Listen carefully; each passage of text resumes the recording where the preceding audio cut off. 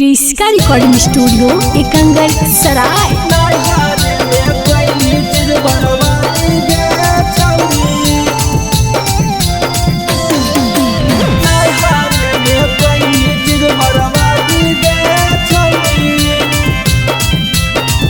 Presented by Kriska films. अगे बाऊ मैया दल गौ खूबे आजादी गे छौरी। अगे बाऊ मैया दल गौ खूबे आजादी गे छौरी। तौ नहीं हारे में कैनी चीज बर्बादी गे छौरी। तौ नहीं हारे में कैनी चीज बर्बादी गे छौरी। अगे बाऊ मैया दल गौ खूबे आजादी गे छौरी। अगे बाऊ मैया दल गौ खूबे आजादी गे छौरी।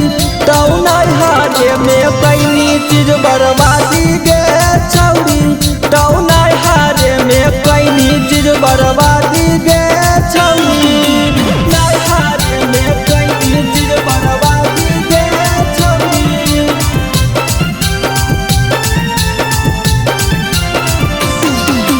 नहीं हारे में कैनी चीज बर्बादी गे छौरी। नहीं हारे में कैनी चीज बर्बादी गे छौरी।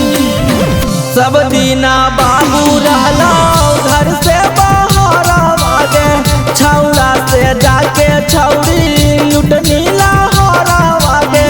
लुट नीला हरावागे। सब दिना बाबू रहला घर से बाहर आगे। छौड़ा से जाके छौरी लुट नीला हरावागे। आगे जानता अगुआ हो तो तोरा ना शादी गे छौरी। आगे जानता अगुआ हो तो तोरा ना शादी गे छौरी। तौ नहीं हारे में कैनी चीज बर्बादी गे छौरी। तौ नहीं हारे में कैनी चीज बर्बादी गे छौरी। नहीं हारे में कैनी चीज बर्बादी गे छौरी। नहीं हारे में कैनी चीज बर्बादी गे छौरी।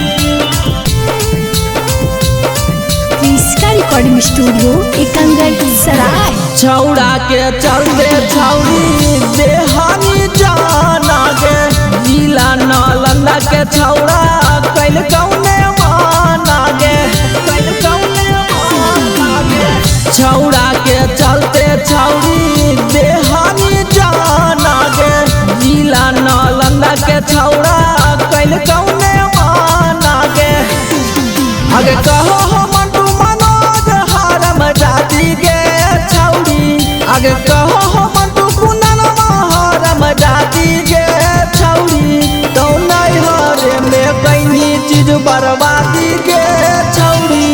तौ नहीं हारे में कैनी चीज बर्बादी गे छौरी। क्रिस्का रिकॉर्डिंग स्टूडियो एकंगर सराय।